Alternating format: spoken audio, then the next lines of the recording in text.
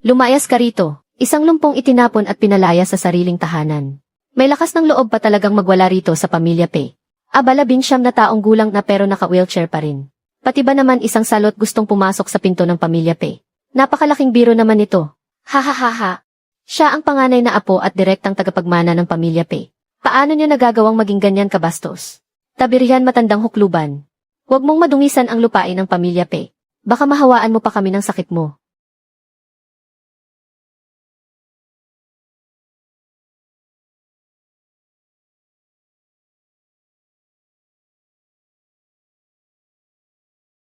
Aling kamay ang ginamit mo kanina para itulak ang nanay ko?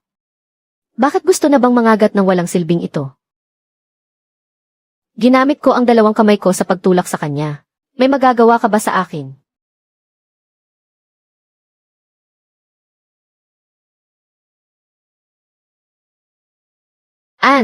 Anong klaseng itim na mahika ang ginamit mo? Huwag mo akong patayin. Kingluan, itulak mo ako papasok. Master, masyadong mataas ang harang sa pintong ito na dantaon na ang tanda. Hindi makakalampas ang wheelchair.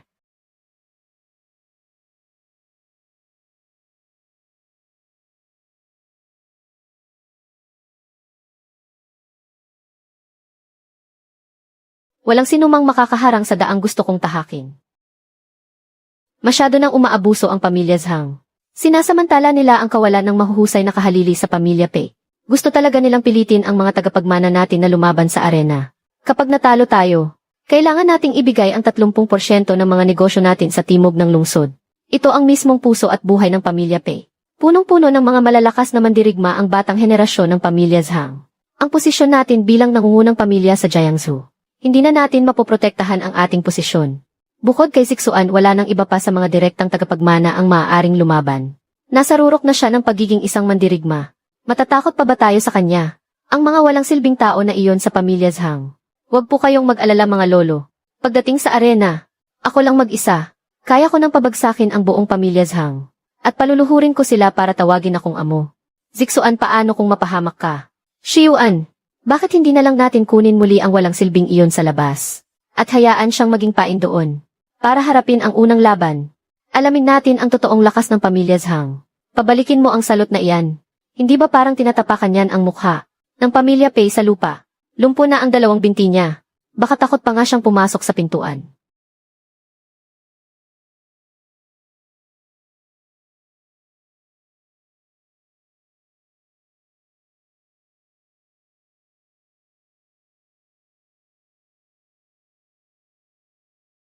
Malubha ang sakit ng aking ina. Kailangan ko ang mahiwagang gamot ng pamilya para iligtas siya. Gusto niyang bumalik sa pamilya Pei. Kapag ibinigay mo ang gamot para iligtas siya, poprotektahan ko kayo. Sisiguraduhin kong walang mangyayaring masama sa pamilya Pei sa labanang ito. Pero kung hindi niyo ibibigay, maubos ang buong pamilya Pei. Ang lakas ng loob mo, lapastangan ka. Pinalayas ka na nga sa pamilyang ito. Pero nagagawa mo pang magyabang sa harap ng pinuno ng pamilya.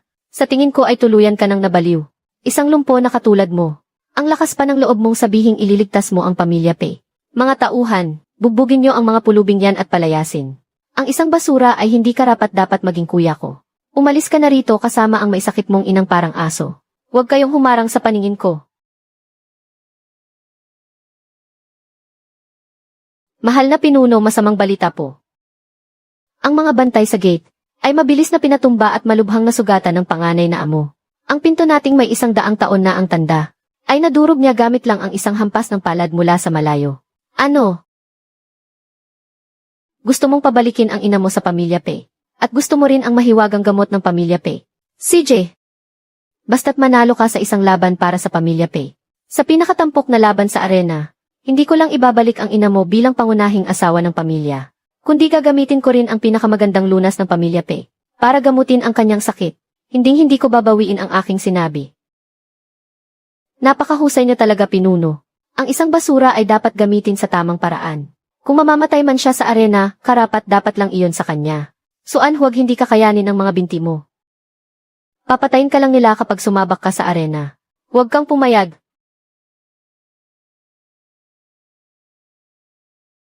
Sana alam mo kung ano ang ipinangako mo. Kapag sumablay ka, ako mismo ang wawasak sa pamilyang Pei. Hahaha, narinig niyo ba iyon? Ano raw ang sabi niya, wawasakin niya ang pamilyang Pei? Sino ba sa akala niya ang sarili niya? Ina, isang lumpo na hindi man lang makalakad. Umaasa lang sa kung saan saang natutunang kakaibang martial arts. Para magyabang ng ganyan. Sa tingin ko ang bilis niyang tumakbo ay pinakamabilis sa buong mundo. Pinuno, masyadong napakayabang ng itinakwil na anak na ito. Hindi natin siya pwedeng palagpasin. Sa labanan sa arena, hayaan nating siya ang huling lalaban. Pinuno, buhay at kamatayan ang nakataya sa huling laban. Siya ang huling lalaban. Paano kung matalo ang ating nakatataas? Aasa ba tayo sa isang pabigat para bumawi? Saan na mapupunta ang dangal ng pamilyang Pei? Manahimik ka, isang walang kwentang tao. Namamatay para sa pamilya. Doon sa arena, para pahinain ang lakas ng mga eksperto ng pamilyang Zhang. Iyan na ang huli niyang silbi.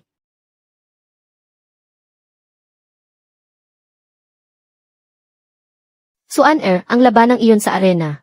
Walang sinasanto ang mga suntok at sipa doon. Hindi mo maigalaw ang mga binti mo. Paano kung may mangyaring masama sa iyo? Kahit na gumaling pa ang sakit ko, paano pa ako mabubuhay? Huwag kayong mag-alala, ina. Walang sinuman sa mundong ito ang makakasakit sa akin. Pumasok na po kayo sa loob para magpahinga. Panginoon, may lihim na sulat mula sa kabisera. Ganap ng tinanggap ng mahal na hari ang inyong plano para sa bansa.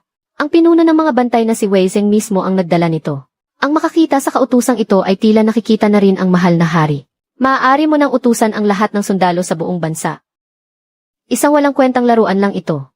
Nagmamagaling lang siya. Hawakan mo muna iyan. Senyorito, naghanap ang pinuno ng tagapagturo ng martial arts para sa inyo. Tuturuan ko po kayong magtanggol sa sarili. Nakarating na po siya sa arena. Pinapapunta po kayo doon agad. Tuturuan ako ng martial arts. Walang sinuman sa mundong ito ang may karapatan para dyan. Senyor, balak niyo po ba talagang hayaan ang lumpong iyon na manalo sa laban?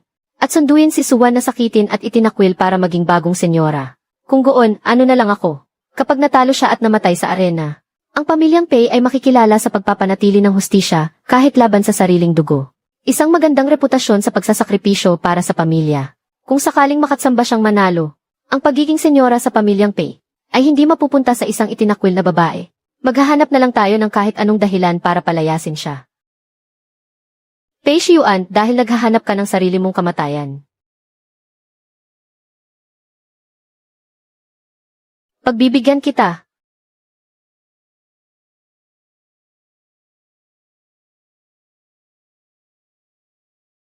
Si Zhang Lingxiao, ang matandang tuso na iyon. Galante pala siyang maglabas ng pera. Gusto niyang gamitin ang paligsahan para agawin ang mga negosyo ng pamilyang Pei sa timog ng lungsod. Aaksyonan ko talaga ang bagay na ito. Ang huling pambato ng pamilyang Pei, ang lumpong si Pei Xuan, ay siguradong mamamatay. Ah! Sino ka ba? At nangahas kang pasukin ang opisina ng gobernador sa kalagitnaan ng gabi. Mga bantay, sumaklolo kayo. Ako ang commander ng hukbong imperial ng kabisera na si Wei Feng. Kumikilos ako ayon sa utos ng emperador. Gobernador Qian, may balak ka pa bang tumawag ng mga tao? Paumanhin po, hindi ko po kayo nakilala agad. Commander, parang awan niyo na po. Sa inyong pagbisita sa ganitong kalalim na gabi, ano po ang inyong maipag-uutos? Handa po akong gawin ang lahat para sa inyo. Ngayon din, gamitin mo ang lahat ng koneksyon mo rito sa Jiangzhou, hayag man o tago. Hanapin mo ang isang binata para sa akin. Tinatawag siyang patagong punong ministro ng emperador. Kapag may nangyaring masama sa kanya, ipapapatay ko ang buong pamilya at angkan mo. Senyorito, lumpo na po ang inyong mga binti. At wala nang paraan para magamit ninyo ang inyong panloob na lakas. Habang buhay ka nang magiging isang inutil. Mag-ensayo ka na lang ng mga lihim na sandata. Para naman pag-akyat mo sa arena ng pamilyang Zhang, may pagtanggol mo ang walang kwenta mong buhay. At huwag kang mamatay ng ganoon kahirap tingnan. Yesi, nakita mo ba iyon? Ito ang tunay na panloob na lakas ng isang mandirigma. Kung luluhod ka ng maayos sa harapan ko, at magpapatira pa ng 3 beses, tuturuan kita kung paano maglabas ng lakas. Para man lang doon sa arena, mas makaligtas ka pa ng ilang minuto. Ang pag-asa sa mga panlabas na bagay ay isa lamang mababang uri ng pamamaraan sa huli. Walang utang na loob na nilalang, isang baldado na katulad mo. Napakalaking biyaya na ang matuto ng lihim na sandata, at may gana ka pang magmayabang sa harap ko. Ang mga sandata ay mga walang buhay na bagay lamang. Ang tao pa rin ang kumokontrol dito.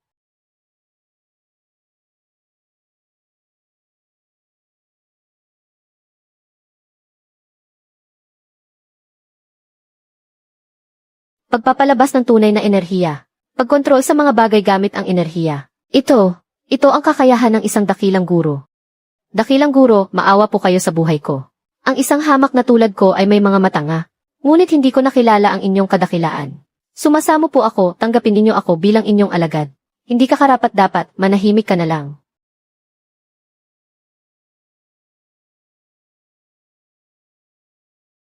Siguradong gawa ito ng isang dakilang guro. Posible kayang may isang tao na lihim na nagpoprotekta sa baldadong ito. Ang mawasak ang bato sa isang patama lamang. Ang ganitong uri ng kakayahan ay talagang nakakapanghilakbot. Ang isang baldadong tulad ni Peksuan ay hinding-hindi magagawa iyon. Tiyak na may isang napakalakas na eksperto na lihim na nagbabantay sa kanya. Kaya naman pala ganoon na lamang ang lakas ng loob niyang magyabang. Ina, panoorin niyo po ako. Ang mga walang silbing iyon ng pamilyang Zhang. Sa loob lamang ng 3 galaw, tiyak na paluluhurin ko sila at mapipilitang tawagin akong lolo. Mabuhay ang iyong tindig. Hindi matatag ang iyong paghinga. Kahit ang pagtayo ng tuwid ay hindi mo magawa, at nangangarap ka pa ring talunin ang kalaban sa loob ng 3 galaw. Nangangarap ng gising. Ano namang alam ng isang lumpong walang binti sa martial arts? Sino ka para pangaralan ako rito? Kapag nanalo ako, yari ka sa akin.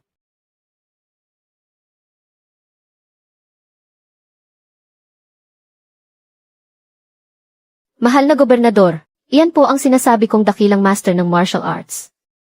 Ang panganay na anak ng pamilyang Pei na si Peksuan. Hinding-hindi niyo po siya dapat maliitin. TSA, isang sakiting naka-wheelchair. Karapat-dapat ba siyang tawaging master? Wang Chong, nasira na ba ang utak mo sa kakapraktis ng martial arts? Isang napakalaking katatawanan.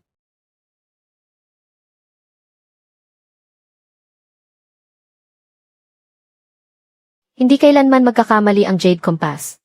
Ang taong kayang magtakda ng tadhana ng bansa gamit lang ang isang patakaran.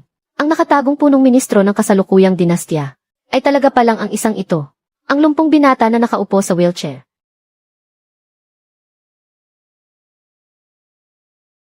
Mangalam pa ba ang lahat sa pamilyang Pei?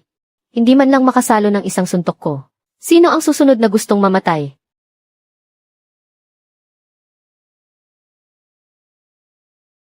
Nakita niyo ba, ang aming si Zixuan ang tunay na pag-asa ng pamilyang Pei. Hindi tulad ng lumpong iyan, na nagtatago lang sa likod at nagiging pabigat sa pamilya. Matatalo na siya. Kahit malakas ang kanyang pag-atake, wala naman siyang sapat na lakas para magpatuloy. Oras na lang ang hinihintay bago siya matalo. Anong pinagsasabi mong kalokohan dyan, ikaw na itinakwil? Malinaw na liyamado si Zixuan. Bulag ka ba? Sige nga, sabihin mo kung gaano pa siya katagal makakatagal. 5. Hahaha. Akala mo ba manghula ka? Zixuan. Malapit na niyang mapatumba ang dambuhalang iyan. 4.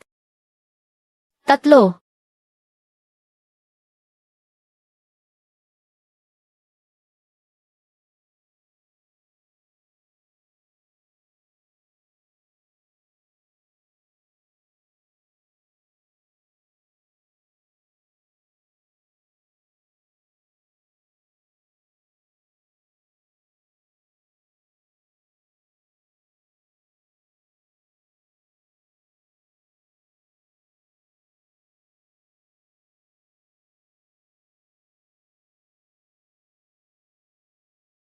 Walang labis, walang kulang. Ang ganitong pagtrato sa lahat ng bagay bilang piyesa ng ahedres, ang nakatatakot na kakayahan sa pagkontrol, at ang napakatatalas na mata. Siya talaga si Lord Qianxiang. King Luan, itulak mo ako paakyat. Xuan huwag. Ayaw ni ina na umakyat ka sa arena. Hindi man lang makatayo ang mga binti mo. Mapapatay ka lang nila doon. Hindi na tayo babalik sa pamilya Pei. Kahit ano ay hindi na kailangan ni ina. Umalis na tayo ngayon, pakiusap. Shiyuan, nagmamakaawa ako sa iyo, kaawaan mo si Xuaner. Hindi makalakad ang mga binti niya. Mamamatay siya kapag umakyat siya sa arena. Isasama ko siyang umalis.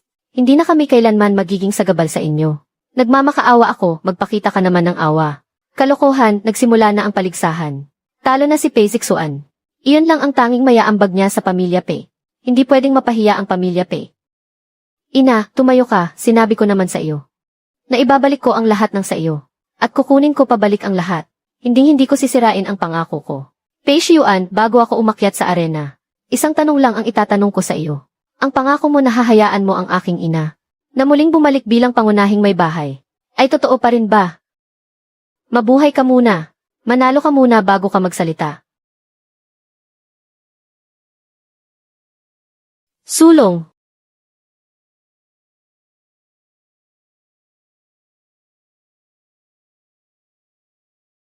Mayabang na lumpong bata.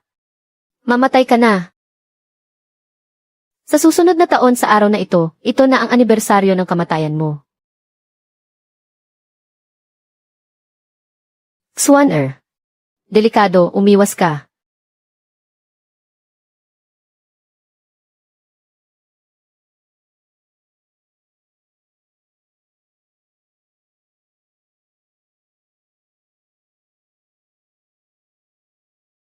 Gusto mo talagang mamatay? Naku! Tinamaan si Peksoan ng ganoon kabigat na maso.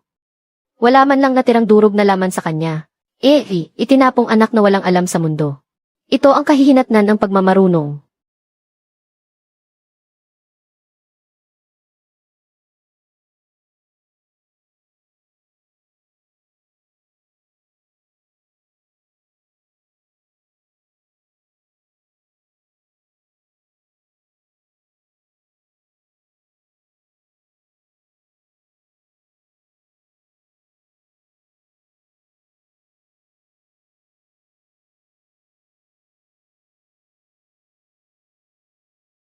Mamamatay ang sinumang mananakit sa pamilya ko.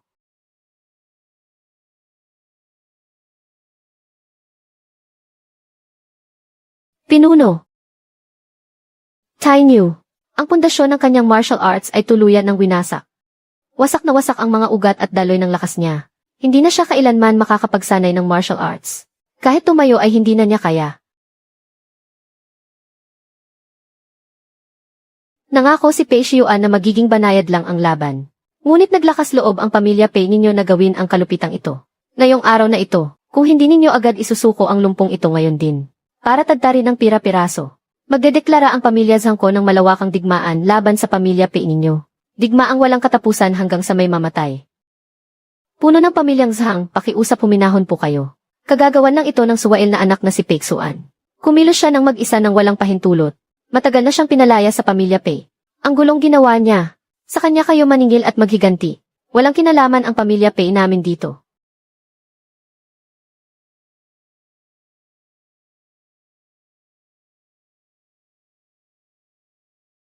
Puno ng pamilyang Zhang. Dahil si Pei Xuan lang naman ang may gawa nito. Hindi siya pagtatakpan ng pamilya Pei namin. Ang ingay ninyo. Isang lumpong tulad mo. May lakas ng loob pa ring magmayabang. Mamatay ka na. Sinaktan ninyo ang aking ina. Hinayaan ko pa siyang mabuhay. Ay isa ng napakalaking awa. Kung maglalakas loob ka pang magsalita kahit isang salita, ikaw ang susunod na gagawin kong lumpo. Ginoong Qian. Umalis si Pei Xuan sa gitna ng entablado ng walang pahintulot para iligtas ang babaeng iyon. Ayon sa mga patakaran ng laban, diskwalipikado na siya. Pakiusap ipahayag ninyo agad na sa unang labang ito, ang pamilya Zhang namin ang nanalo. Isang malaking kalokohan. Malinaw na ang bantay ng pamilya Zhang ninyo. Ang walang dangal sa pakikipaglaban. At palihim na umatake mula sa ibaba ng entablado. Kagabi sa pagmamadali ni Pei Xuan na iligtas ang kanyang ina.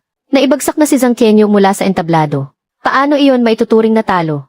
Ang patakaran ay patakaran. Kapag tumapak ang paa sa labas ng pulang guhit ng entablado ay talo na. Ginoong Qian, kayo ang gobernador ng Jiangzhou. Ang aming mapagkalingang pinuno. Kailangan ninyong magbigay ng katarungan dito. Naniniwala akong may punto ang pinuno ng pamilyang Zhang. Hindi maaaring baliwalain ang mga patakaran. At dahil nilabag ni Pei Xuan ang patakaran, kaya sa unang labang ito, kulang sa husay si Zhang Qianyu, at tuluyang napatumba doon mismo. Ang pagbaba naman ni Pei Xuan para iligtas ang kanyang ina, ay isang dakilang gawa ng pagmamahal sa magulang at katarungan. Ang labanang ito ay tungkol sa buhay at kamatayan, tagumpay at kabiguan. Hindi dahil lang sa isang simpleng pulang guhit. Si Pei Xuan ang nagwagi sa labang ito. Sino ka sa akala mo? Hindi pa nagpapasya ang gobernador. Para ang isang tulad mong may dalang espada na bantay, ay magdikta kung ano ang dapat gawin dito. Ako ay isang opisyal ng pamahalaan. Kung hindi tanggap ng pamilyang Zhang ang pasya sa unang laban, magpadala kayo ng susunod na lalaban para sa pangalawang laban. Sino man ang mga has na magsinungaling at baluktutin ang katotohanan sa tapat na labang ito, at gumamit ng madidilim na paraan, ay kailangang dumaan muna sa hawak kong espada. Ginoong Wei. Ayos lang na ideklarang panalo ang pamilyang Pei sa unang laban. Subalit ako pa rin ang may huling pasya dito sa Jiangzhou. Kahit ang malakas na dragon ay hindi basta makakatalo sa ahas sa sarili nitong lupa. Dahil natalo ang pamilya Zhang sa unang laro, natural lang na may karapatan silang simulan ang pangalawang hamon. Kung mangangahas ka pang manghimasok muli, huwag mo akong sisihin kung isusumbong kita sa palasyo. Ha ha ha ha ha. Narinig mo ba yan? Napakatalino niyo po, Gobernador. Isang tagapanguna lamang si Zhang Tianyu. Itutuloy ng pamilya Zhang ang pangalawang laro.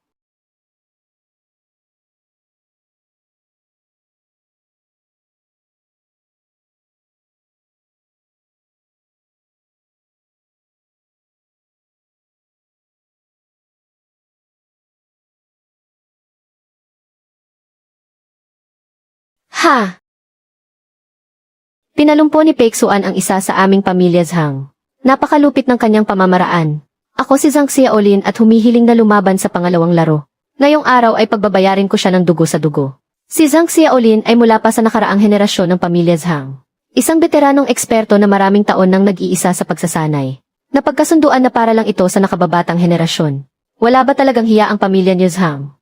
Pei Xiuan, magkasundo tayo. Hayaan mong magpatuloy ang laban na ito. Hayaan si Zhang Xiaolin ang lumaban. Manalo man o matalo sa larong ito. Sa inyo ng pamilya Pei ang buong lupain sa timog ng lungsod. Ang pamilya Zhang ko ay magbibigay pa ng karagdagang 30% ng mga ari-arian sa silangan ng lungsod. Ano ang sinabi mo? Ano ang binabalak mo?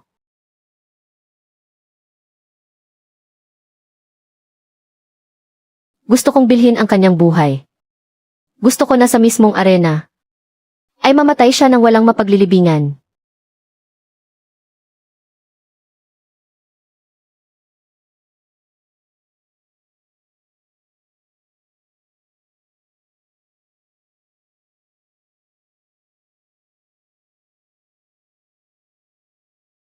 Pinuno, isa itong napakagandang pagkakataon na minsan lang dumarating. 30% ng mga ari-arian sa silangan ng lungsod yan. Ang suway na anak na si Peksuan. Kahit gaano pa siya kalakas ay hindi naman siya nakikinig sa utos. Panganib lamang siya kapag hinayaan nating manatili. Ang ipagpalit ang isang walang silbing pilay para sa atin. Upang tuluyang mawasak ang pamilya Zhang. Napakagandang kasunduan nito. Tama para sa kapakanan ng pamilya. Walang kwenta ang isakripisyo ang isang itinapong anak. Tutal isa lamang naman siyang walang silbing tao. Maaga man o huli ay mamamatay din naman siya. Mas mabuti kung mapapatay niya rin si Zhang Xiaolin. At kung hindi naman ay makukuha pa rin natin ang teritoryo. Tama, dahil nagmalaki siyang kaya niyang protektahan ang pamilya Pei. Ngayon na ang oras para patunayan ang katapatan niya. Ang magamit ang buhay niya, para makuha ng pamilya ang lupang sakahan na ito, ay maituturing na naging tanging ambag niya sa buhay na ito. Sinuway niya ako kanina. Wala talaga siyang pakialam sa pamilya Pei. Hindi rin naman natin siya mapapanatili. Kung ganoon, ang ipalit ang buhay niya para sa 100 taong pundasyon ng pamilya Pei, ay tungkulin na dapat niyang gampanan. CJ, ang nakatatanda sa pamilya Zhang, ay handang personal na bumaba sa arena, para gabayan ang kabataan ng aming pamilya Pei. Isang malaking karangalan ito para sa kanya. Walang mata ang mga kamao at sipa sa arena. Kapalaran ang magpapasya sa buhay at kamatayan. Tinatanggap ng pamilya Pei ang hamon para sa pangalawang laban. Nasisiraan na ba ng ulo si Pei Xiuan? Ibinebenta niya ang sarili niyang anak sa harap ng lahat para lang makakuha ng lupain. Pinapalaban niya ang isang tao na kagagaling lang sa wheelchair. Sa isang veteranong eksperto. Masyado namang nakakadiri ang kasakiman niya. Pei Xiuan, hindi ka karapat dapat maging ama. Ginamit mo pa ang buhay ng sarili mong laman at dugo para lang makakuha ng lupain, ang karangalan ng pamilya Pei, at ang dignidad ng isang mandirigma. Ay tuluyan mo ng sinira ngayong araw. Ang ipagpalit ang buhay ng sariling anak para sa sariling interes, ay walang kaibahan sa isang hayop. Kawal, patigilin niyo agad ang laban na ito. Ginoong Wei, nagtatago ka ng iyong pagkakakilanlan. Nang pumunta ka rito sa Jiangsu, kung ibubunyag mo ang iyong identidad ngayon, para pigilan ang kusang loob na laban ng buhay at kamatayan ng dalawang pamilya, at naging sanhi ng pagkaantala sa utos ng emperador, tungkol sa lihim na misyon na ibinigay sa iyo para kay Ginoong Xiang. Ito ay may tuturing na pagkaantala sa mga operasyong militar. Isang malubhang kasalanan ng pagsisinungaling sa emperador na may parusang kamatayan. Kaya mo ba itong panagutan?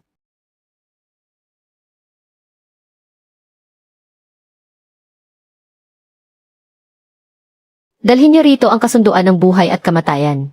Ha ha ha ha ha. Ngayong araw pipirmahan natin dito mismo ang kasunduan ng buhay at kamatayan. Bahala na ang tadhana sa atin. Paiksuan na pirmahan na ng pamilya Zhang ang kasunduan ng buhay at kamatayan. Bakit hindi ka pa umakyat doon ngayon din para lumaban? Ito ang pinakamataas na utos ng pinuno ng pamilya. At hinding-hindi mo ito pwedeng baliwalain. Kailan ko ba sinabing? Itutuloy ko pa ang laban na ito. Suway na anak, mapangahas ka bang sumuway sa utos ng pinuno ng pamilya? Gusto mo bang mapahiya at masira ang pangalan ng pamilya Pe? Ano naman ang pakialam ko sa pinuno ng pamilya Pe? P. Shiwan. Sino ka sa akala mo para utusan ako? Sumusobra ka na talaga, at nagawa mo pang sagot-sagutin ang pinuno sa harap ng lahat ng tao. Pix1. Isang pinalayas at itinakwil na anak ka lang naman. Ang lakas ng loob mo, isang walang kwentang basura, na nangangahas pang magmalaki rito. Nagpakita lang ng awa ang pinuno sa iyo, para payagan kang lumaban para sa pamilya Pe. Kaya umakyat ka na doon sa entablado at tanggapin ang kamatayan mo. Ito ang pinakamataas na utos ng pinuno, at wala kang karapatang tumanggi. Kung hindi ka aakyat sa entablado, huwag mo nang asahan na sa buong buhay mo ay hahayaan ang nanay mo, na makatapak muli sa pintuan ng pamilya Pe. Kung gusto niyo akong lumaban, sige ba? Pero sa isang kondisyon, dapat magbayad ang taong nanakit sa nanay ko. Kailangan niyang pagbayaran ang ginawa niya. Alin sa dalawa ibigay mo sa akin ang tagapangalaga mo, para ako mismo ang magparusa sa kanya, o ikaw mismo Zhang Lingxiao ang magbayad nito sa akin. Ha ha ha ha ha. Isang pinalayas at lumpo na nga lang. May mukha pang humingi ng buhay ng isang miyembro ng pamilya Zhang. Talagang hindi mo alam kung kailan ka dapat matakot sa kamatayan. Tumahimik ka, Peksuan. Lumuhod ka ngayon din at humingi ng tawad sa pinuno ng pamilya Zhang. Gusto mo bang idamay ang buong pamilya Pe, at isama kami sa libingan mo?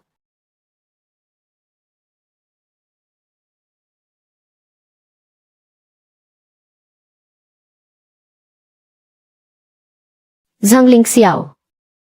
P. Shiwan. Hindi ako nakikipagkasundo sa inyo.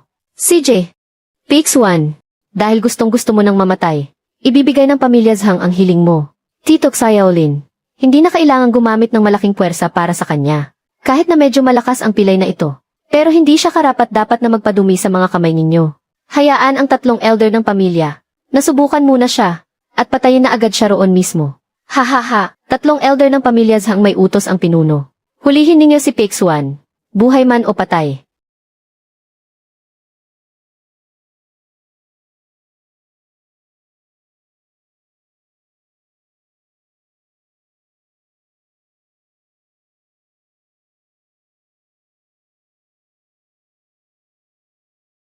Ngayon tingnan natin kung paano mo lulutasin ito. Masyado kang mayabang ngayong araw, iiwan mo ang buhay mo rito.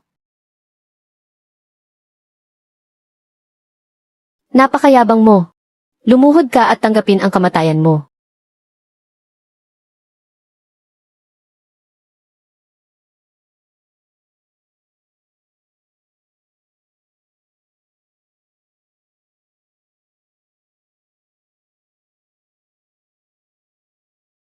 Galawin siya.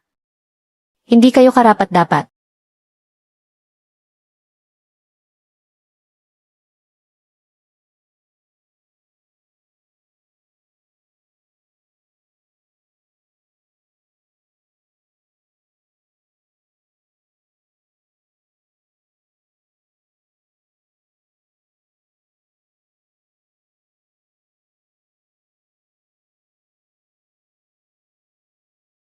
Huwag ka nang magkunwari, sumugod kayong lahat ng sabay-sabay.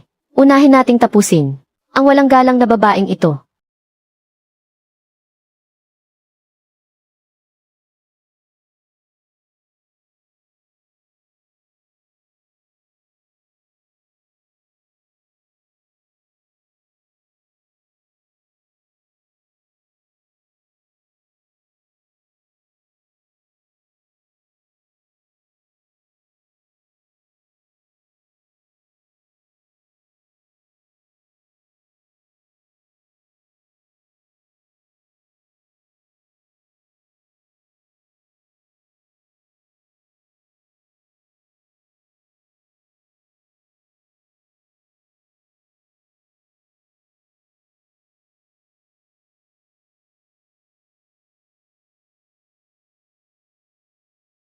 Sa isang iglap na talo niya ang tatlong malalakas na kalaban.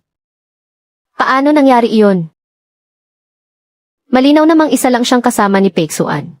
Isang katulong lang naman siya.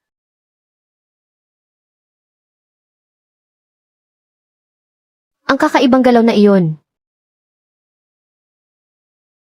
Ikaw ay ang isa sa 10 nangungunang mamamatay tao sa buong mundo. Si King Luan ang Shadow Killer.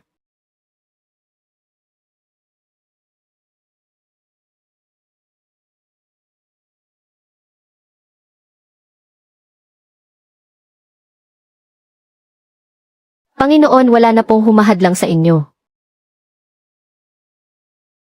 Panginoon, wala na pong humahadlang sa inyo.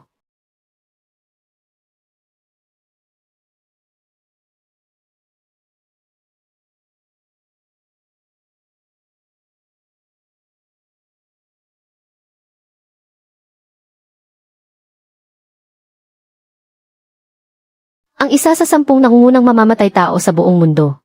Ang Shadow Killer. Ang isang nilalang na kinatatakutan maging ng mga pinuno ng malalaking pamilya. Tinatawag na Panginoon ang isang 19 na taong gulang na pinalaya sa sariling pamilya. Panginoon, ano ba talaga ang tunay niyang pagkatao? Ang pamilya Pei. Paano sila nakapagpalaki ng ganyang uri ng halimaw?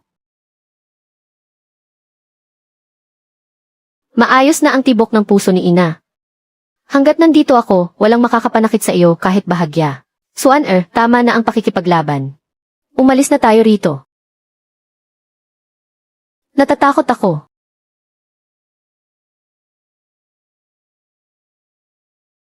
King Luan. Ihatid mo si Ina para makapagpahinga.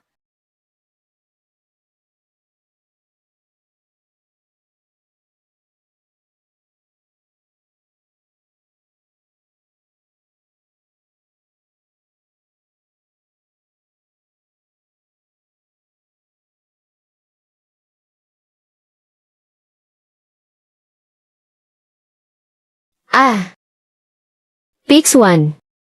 Ang lakas ng loob mong paulit-ulit na wasakin ang pundasyon ng pamilya Zhang. Papatayin kita. Ah!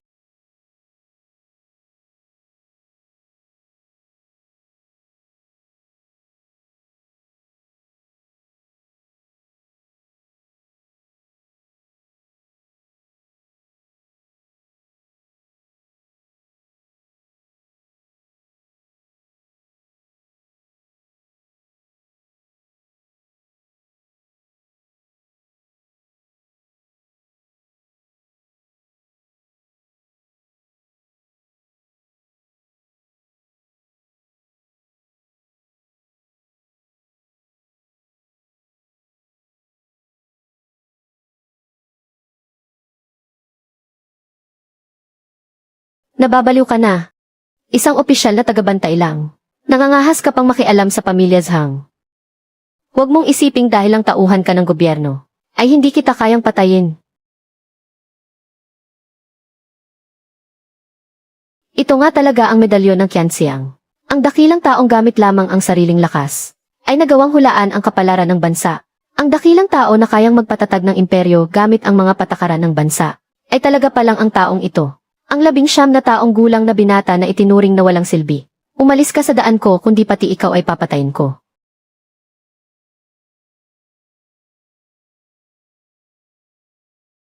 Narito si Wei Zheng ang pinuno ng hukbong imperyal ng kabisera. Zhang Lingxiao. Haharangin mo pa ba ang general na ito ngayon?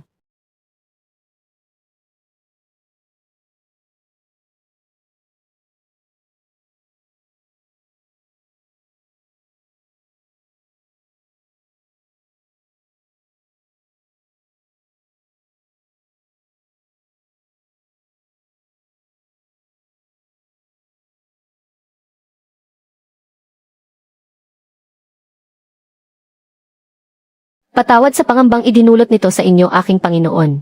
Napakawalang galang ng mga hampas lupang ito. Ihahatid ko na kayo paalis ngayon din. Ang pamilya Zhang at pamilya Pei ay wala lang naman pala. Kung gusto kong umalis, sino sa mundong ito ang makakapigil sa akin?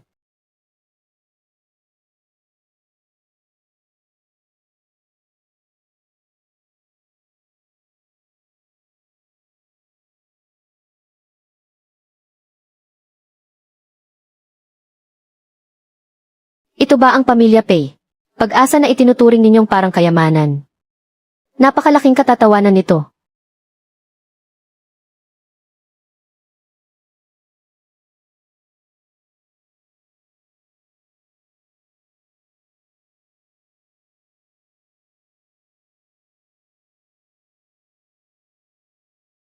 Mahal ko, iligtas mo si Zixuan. Sisirain siya ng baliw na si Peixuan. Magpadala ka agad ng mga tao para pigilan siya.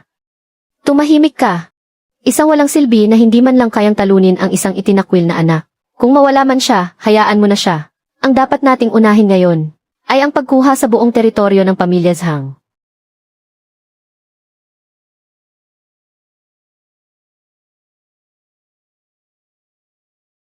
Ginoong Qian. Hindi ko alam na ang batang iyon ay makakapit pala sa pinuno ng hukbong imperial. Ano nang gagawin natin ngayon? Ikaw na tangang sumira sa lahat. Alam mo ba, ang buong plano ng pananakop ng Haring Zenbei ay muntik mo nang masira. Ang utos ng prinsipe ay guluhin ang sitwasyon sa Jiangzhou at kunin ang pagkakataon para pabagsakin ang pamilya Pei. Ang lahat ng kanilang 100 taong pundasyon ay gagamitin bilang pondo ng hukbong militar. Kung magkakaproblema pa ulit, mamatay tayong lahat. Ina, ang mga hirap na dinanas nyo, ang utang sa inyo ng pamilya Pei, ay isa-isa kong kukunin pabalik para sa inyo. Panahon na para magkaroon ng bagong pinuno ang pamilya Pei. Buhay nga ako pero naputol naman ang aking mga ugat ng lakas. Nasira na rin ang aking dantian. Dinala mo ba pabalik ang isang tulad kong walang silbi? Para lang ba ipahiya ako?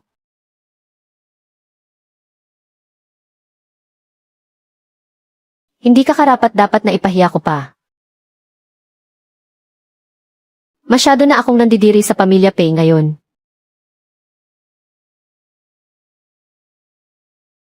Nag-iisip ako.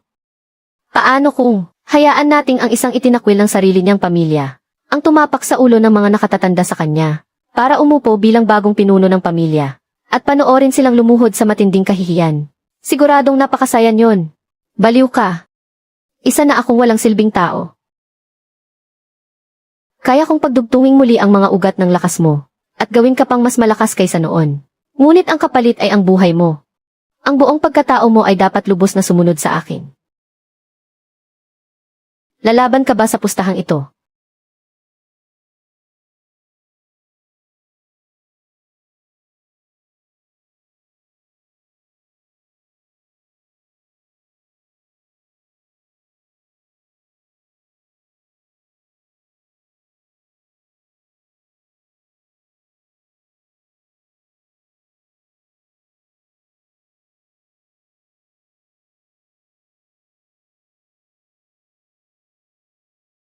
Si Wei Feng ang pinuno ng hukbong imperial ng kabisera. Nagbibigay galang sa mahal na Kanselor Qian Xiang.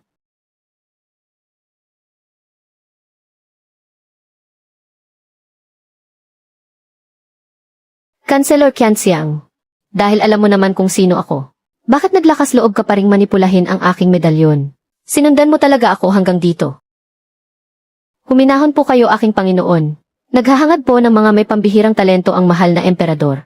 Masalimuot ang sitwasyon dito sa Jiangzhou. Nag-aalala lamang po ang inyong abang general sa inyong kaligtasan. Kaya lamang po ako napilitang gawin ang kapangahasang ito.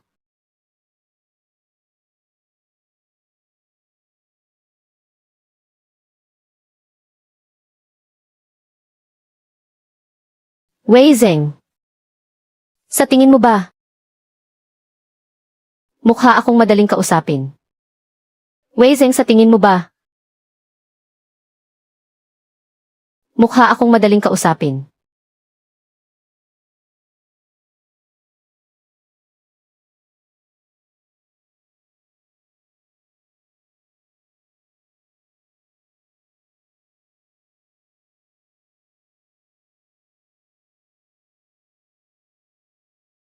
Hindi ko kailangan ang pag-aalala ng kahit sino. At lalong hindi ko kailangan ang pagmamarunong mo ng walang pahintulot.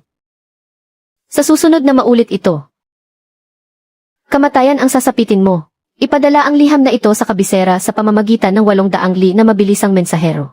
Sabihin mo sa emperador, ako na mismo ang bahala sa mga nangyayari sa Jiangsu. Pagkatapos ay tipunin mo agad ang iyong mga kasamang sundalo. 3,000 imperial na gwardiya na nakatalaga sa labas ng lungsod ng Jiangsu. Kubkubin ninyo ang pamilya Pei at huwag silang patatakasin. Aking Panginoon sa inyong pambihira at napakalakas na kapangyarihan. Isang hamak na pamilya Pei lamang. Bakit kailangan pang magpadala ng 3,000 sundalo? Hindi ba at parang pagsasayang lamang ito ng inyong dakilang lakas? Marami ka masyadong tanong. Mayroon lang akong isang batas, ang lubos na pagsunod.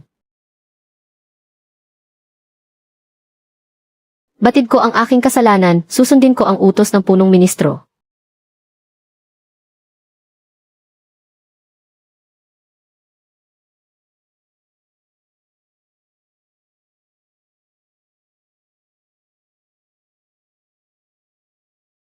Isama niyo ang walang silbing si Pei Sixuan. Hayaan niyo siyang makita ng sarili niyang mga mata, kung paano magpapalit ng may-ari ang pamilyang Pei. Bumalik tayo sa pamilyang Pei. Para bawiin ang lahat ng sa atin. Napakatalino at napakadakila ng ating pinuno. Ang pamilyang Zhang ngayon ay kailangan ng isuko ng maayos ang pinakamayamang lupain sa silangan ng lungsod at ihandog ito sa atin. Pagkatapos ng laban na ito, sa lungsod ng Jiangsu, sino pa ang mga ngahas na hindi rumespeto sa pamilyang Pei? Para sa ating pinuno, hahaha. Ang pamilyang Zhang ay hanggang doon lang pala. Shiyuan, si Zixuan, tinangay siya ng suwail na anak na iyon. At hindi natin alam kung buhay pa ba siya o patay na. Magpadala ka agad ng tao para iligtas siya. Manahimik ka. Isang walang kwentang anak na hindi man lang matalo ang isang inutil. Kung nawala siya, hayaan mo siya. Kung wala na si Zixuan, pwede pa naman tayong magkaanak ng isa pa. Huwag mong sirain ang saya ng lahat dito.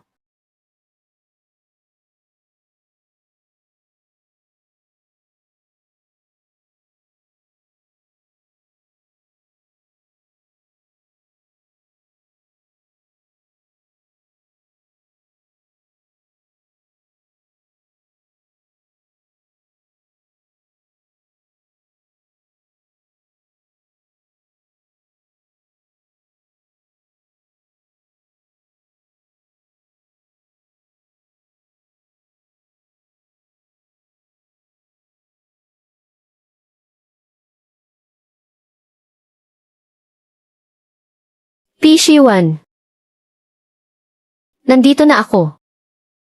Para bawiin ang mga bagay na pagmamay-ari ng aking ina. Pixwan. Regalo iyan ng emperador, isang plaque na may 100 taong kasaysayan. Nangahas ka talagang sirain ang pundasyon ng pamilyang Pei. Nagre-rebelde ka na ba? Huwag mong isiping, dahil lang may kasama kang babaeng marunong lumaban, ay pwede mo nang gawin ang lahat ng gusto mo. Ito ang nangungunang pamilya sa buong Jiangsu. Walang lugar dito para sa isang baldadong tulad mo para magwala. Mga tauhan, huliin niyo siya. Nagre-rebelde ka ba? Ang mga tulad ninyo ay hindi karapat-dapat para magrebelde ako.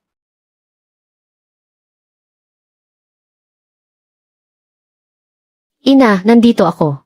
Simula ngayon, wala nang makakaapi sa inyo kahit kaunti. Pixwan. Nakita na namin ang iyong lakas at kakayahan. Tungkol naman sa pagsira mo sa sagisag ng pamilya, maaari akong maging mapagbigay, at kalimutan na ang lahat ng iyon. Basta't bumalik ka agad ngayon din sa pamilya. Ibigay mo sa akin ang malakas mong katulong, at sumunod ka sa mga utos ko. Dahil naman sa mga naitulong mo, ako na mismo ang magpapasya. Nabigyan ng ina mo ng katayuan bilang isang kongkubina, pagkatapos niyang pumasok sa maliit na pinto. Sisiguraduhin ng pamilyang Pei na may makakain siya araw-araw. Ha ha ha ha ha. Kalimutan ang lahat, isang kongkubina. Pishiwan, may isang bagay kang hindi naiintindihan. Naparito ako ngayon, hindi para makipagkasundo sa inyo. Simula sa araw na ito, ang ina ko na ang tanging pangunahing asawa sa pamilyang Pei. Kung hindi niyo ibibigay, ako mismo ang dudurog. At kukuha nito sa inyong pamilyang Pei. Napakayabang mong lapastangang anak. Wala ka na ba talagang galang sa mga nakatatanda sa iyo? Ang lakas ng loob mong bantaan ang pinuno ng pamilya. Huwag mong isiping porket may kasama kang malakas na tauhan, ay wala nang makakatalo sa iyo sa buong mundo. Ngayong araw ay ipapakita ko sa iyo ang tunay na lakas at kapangyarihan ng pamilyang Pei, upang mamatay ka ng walang maayos na libingan. Pixwan, akala mo ba talaga hindi ko alam ang totoong pagkatao ng katulong mong iyan? Siyempre alam namin na isa siya sa 10 pinakamalakas na mamamatay taong anino. Kaya naman upang hindi ka makagawa ng anumang gulo. Matagal na akong naghanda para rito. Lumabas na kayong lahat.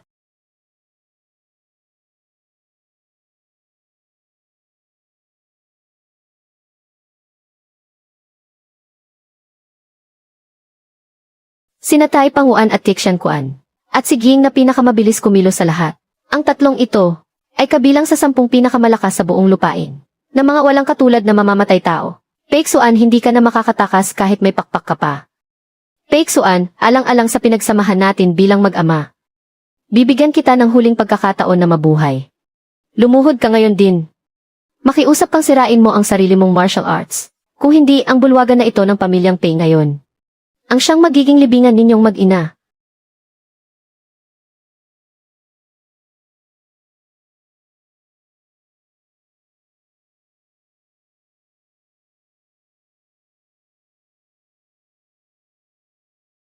Shadow Kill, matagal ko nang naririnig ang iyong tanyag na pangalan.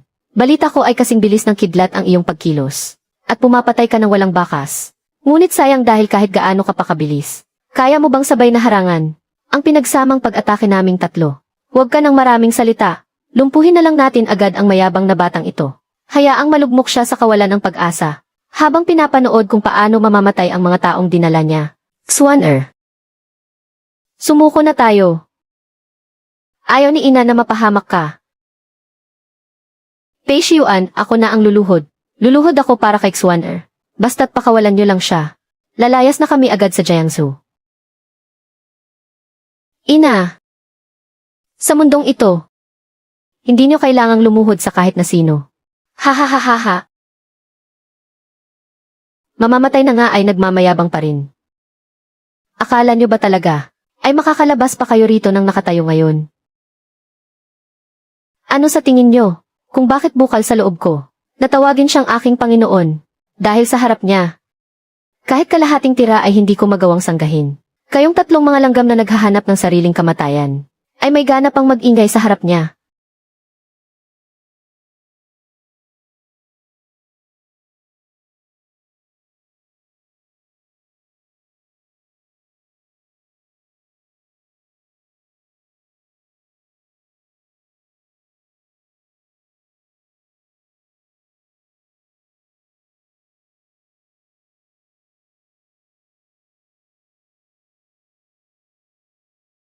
Pagpapalabas ng panloob na lakas. Paglakad sa hangin. Hindi ito maaari. Hindi ito maaari, bumangon ka. Sinong nagsabing maaari kang tumayo?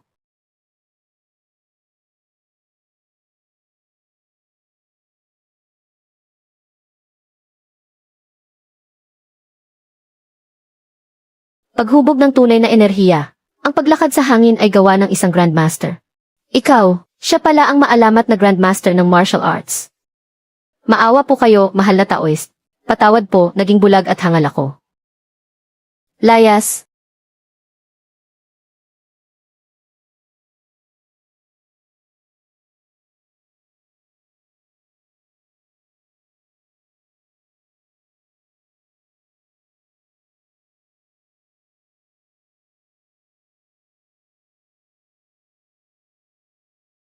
Isang beses ko lang itatanong ito. Susuko ka ba at magpapasakop? O hihintayin mong ubusin ko ang buong lahi ninyo? Sino ka ba talaga? Kahit gaano ka pa kalakas, basura ka lang na itinapon ng pamilya Pei namin. Anong karapatan mong agawin ang kapangyarihan ng pamilya Pei? Ang hamak at gumuho ng pamilya Pei na ito ay hindi man lang karapat-dapat sa paningin ko.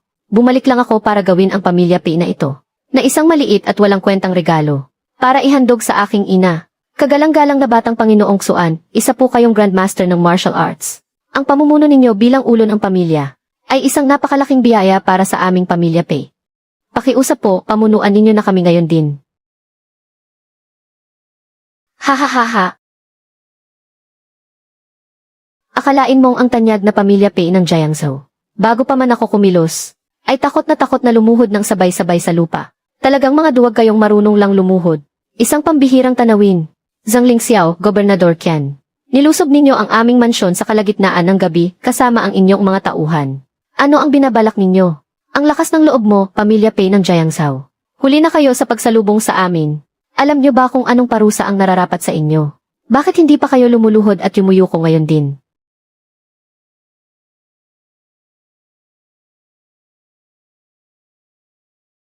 Ako ang tanyag na hari ng Zenbei. Ngayong araw na ito, kukunin ko na ang pamamahala sa Pamilya Pei na ito. Ha! Hari ng Zenbei. Ang makapangyarihang pinuno na maihawak ng napakalaking hukbo. At siyang naghahari sa buong Hilaga, ang hari ng Zenbei. Paano siya napunta rito sa Jiangzhou? Katapusan na natin. Si Gobernador Qian pala ay tauhan ng hari ng Zenbei. Kaya naman pala ganoon na lamang kalakas ang loob ng pamilya Zhang. Kahit ang katarungan ay hayagan nilang binabaluktot.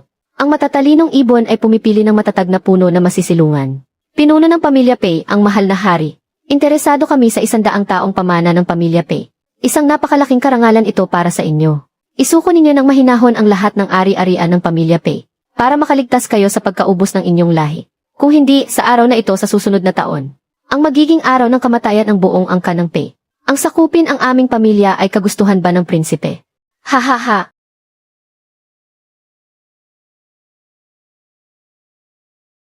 Tama, ang inyong Pamilya Pei. Ang may hawak sa pinakamalaking minahan ng itim na bakal sa Jiangnan. Ang 300,000 bakal na kabalyero ng aking hukbo ay nangangailangan ng pondong ito para sa digmaan. Handa nang sumugod ang aking 300,000 bakal na kabalyero. Kukumpiskahin ko ang yaman ng Pamilya Pei para sa aking hukbo. At kukunin ko ang lahat ng lakas tao at yaman ng Jiangzhou upang masimulan ko na ang pagsakop sa buong daigdig. Pei Shiyuan, ang pagkakataong ito na makuha ang trono. Iaalay mo ba ito sa akin o hindi? Pinuno, ang matatalinong tao ay sumusunod sa agos ng panahon. Hindi natin kayang labanan ang prinsipe. Mayroon silang 300,000 bakal na kabalyero. Ang mahalaga ay mabuhay muna tayo. Sumang-ayon ka na pakiusap. Manahimik kayo. Ang Pamilya Pei ay daan-daang taon nang nakatayo rito sa Jiangzhou. Paano natin ibibigay ng basta-basta ang pamanang iniwan ng ating mga ninuno? Gusto mong gawing aso ang aking Pamilya Pei. Huwag kang umasa, matigas ang ulong matanda. Kung ganoon ay mamatay ka na.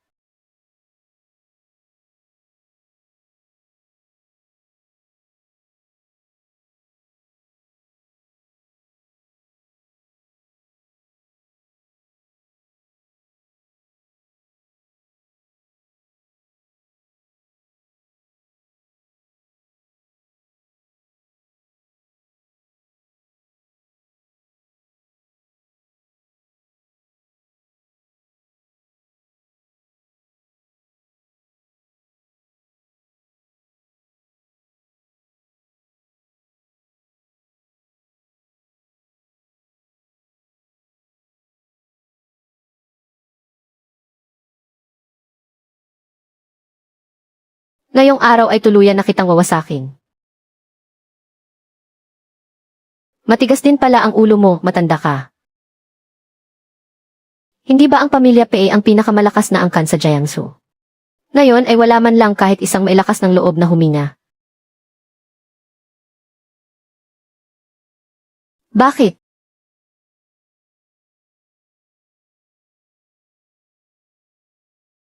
Ha ha ha! Peixuan, ano man ang mangyari. Dumadaloy pa rin sa mga ugat mo ang dugo ng Pamilya Pei. Nagmamakaawa ako sa iyo, iligtas mo ang Pamilya Pei. Ito ang sagisag ng pinuno ng pamilya. Mula ngayon, ikaw na ang pinuno ng Pamilya Pei. Kung gusto mong gawing pangunahing asawa ang iyong ina, tatanggapin ko. Ang lahat ng mayroon ang Pamilya Pei ay magiging sa iyo na. Ipinamamanhik ko sa iyong kumilos ka para protektahan ang ating angkan. Aking Xuan. Ama mo pa rin siya sa huli. Ito pa rin ang Pamilya Pei sa huli.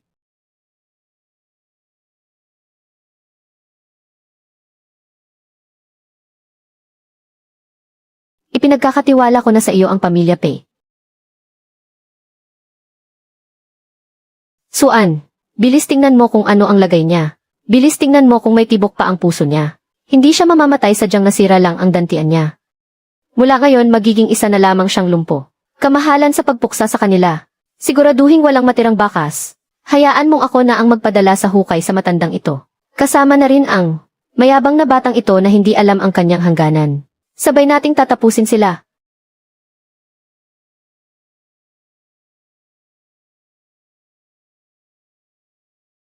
Ah, ah.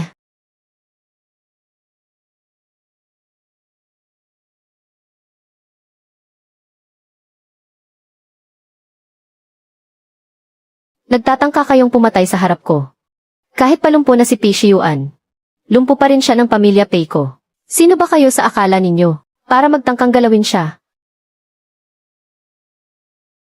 Pagpapalabas ng panloob na lakas, pananakit mula sa malayo. Isa itong Grandmaster ng martial arts. Pinoprotektahan tayo ng isang Grandmaster.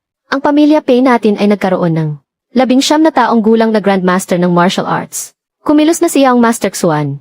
Ligtas na ang pamilya Pei natin.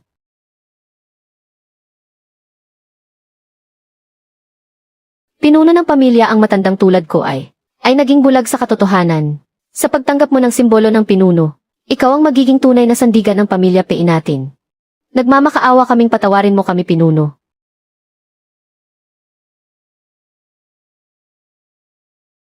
Maligayang pagdating sa bagong pinuno.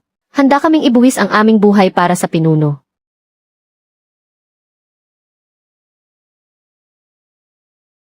Ha ha ha, ha napakahusay. Napakahusay ng isang 19 na taong gulang na walang katulad na Grandmaster. Pix 1. Naging bulag ang pamilya Pei. Ngunit ang prinsipeng ito ay marunong magpahalaga sa talento. Basta't papanig ka sa akin. Malaya mong mapipili ang kayamanan, karangyaan at mataas na posisyon.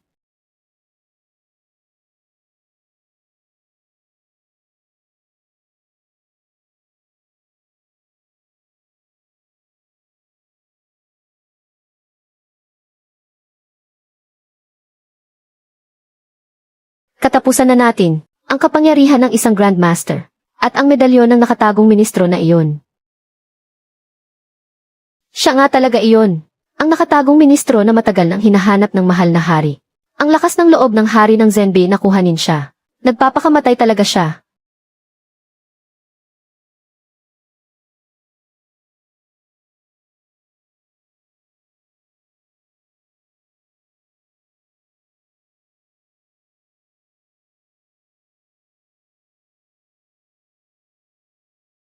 Panginoong Xuan ang aming pinuno. Hawak niyo na po ang medalyon.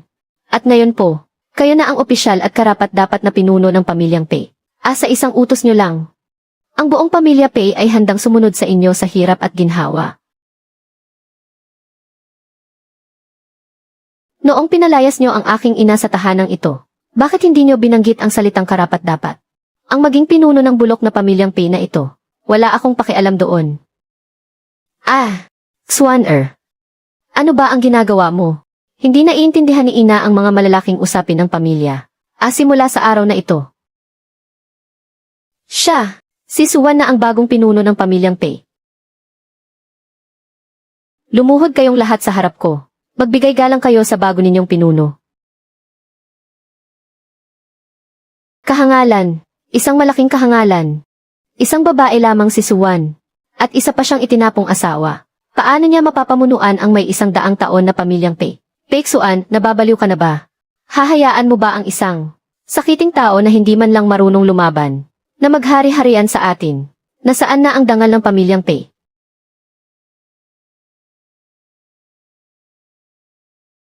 Kailan pa kayo nagkaroon ng karapatang makipagtawaran sa akin? Dahil ayaw ninyong kilalanin ang aking ina bilang inyong pinuno. Kung ganoon, ang pamilyang Pei na ito ay wala ng dahilan para umiral pa.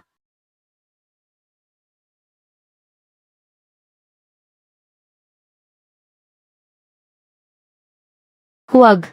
Pakiusap huwag. Nagkamali po ako. Patawarin niyo ako. Maraming salamat sa pagkaawa sa akin, Panginoon. Hindi na po ako muling magsasalita ng ganyan. Xuan-er, huminto ka na, pakiusap. Kadugo mo pa rin sila sa huli. Hindi hahayaan ni ina na magkasala ka ng dahil sa akin. Pasanin ang kasalanan ng pagpatay sa sariling lahi. Nagmamakaawa ang ina mo sa iyo. Patatawarin mo na sila. Tandaan ninyo, ang mga buhay ninyo ay iniligtas ng aking ina. Lumuhod kayo sa harap ko ngayon din. Magpasalamat kayo sa aking ina dahil hindi niya kayo pinatay. Maraming salamat, matriarka, sa pagpapatawad sa aming buhay.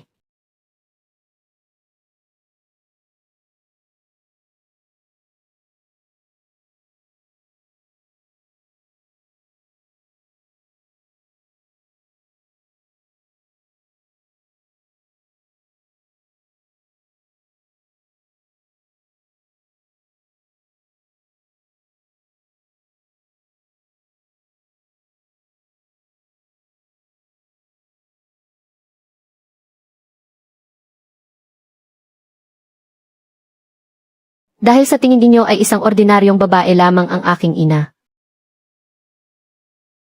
Na hindi karapat-dapat mamahala. Kung gayon, ang mabigat na tungkulin ng pagiging pinuno ng pamilya, ay siya na ang gagawa.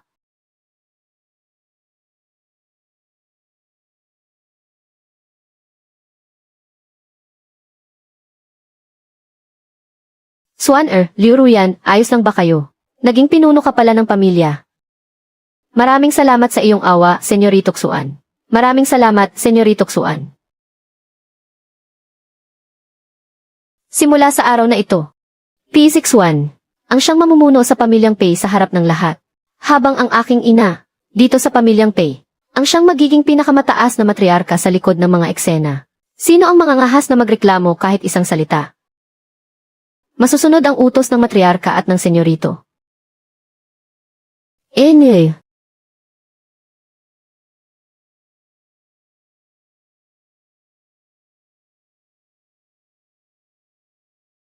Hahaha. Napakahusay na paraan, kayang magpaikot ng sitwasyon ng ganoon kadali. At baguhin ang tadhana sa isang kumpas lamang. Hindi lamang pambihira ang iyong galing sa sining ng pakikipaglaban, kundi kaya mo ring paglaruan ang isang dantaong lumang pamilya. Sa iyong mga palad, isang kahanga-hangang 19 na taong gulang na walang katulad na dakilang guro. Ako na isang prinsipe ay talagang namangha ngayong araw. Pei Xuan, ang maliit na pamilya ng Pei sa Jiangsu, ay masyadong maliit para sa iyo. Kung tatango ka lamang at magpapasakop sa akin, ang mundong ito ay pagsasaluhan nating dalawa. Kapag nagtagumpay na ang aking dakilang layunin, ikaw ang magiging pinakapangunahing tao sa ilalim ng aking pamumuno. Itatalaga kita bilang dakilang general na tagapagtanggol ng bansa. Ikaw ang hahawak sa lahat ng hukbo sa buong mundo. Sa ilalim ng iisang tao lamang. Ngunit mataas sa libo-libong iba pa. Ano sa tingin mo? Kamahalan, hindi iyan maaari kailanman. Walang awa ang taong iyan. Hindi siya mapagkakatiwalaan. Manahimik ka, ang halaga ng isang walang katulad na master ay hindi kayang unawain ng isang basurang tulad mo. Pei Xuan, nakita mo na ang aking katapatan. Ngayon ibigay mo na ang iyong tugon. Sa ilalim ng iisang pinuno lamang, at mas mataas sa libo-libong iba pa. Sayang dahil hindi ako kailanman makikipag-alyansa sa mga nagbabalak na agawin ang trono, at makisama sa mga traidor na tulad mo. Ayaw mo sa mabuting usapan, kaya dadaanin kita sa dahas, dahil hindi ka rin naman magsisilbi sa akin. Kung ganoon ay mamatay ka na lang.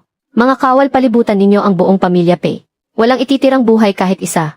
Gusto kong makita kung sino ang walang takot sa kamatayan na nangangahas na humarang sa akin.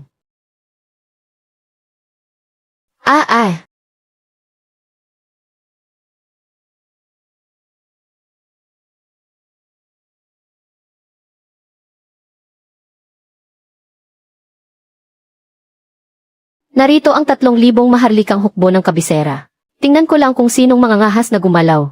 Sa kahit isang hibla ng buhok ng kagalang-galang na Ministrong Qian. Prinsipe ng Zhenbei, napapaligiran ka na.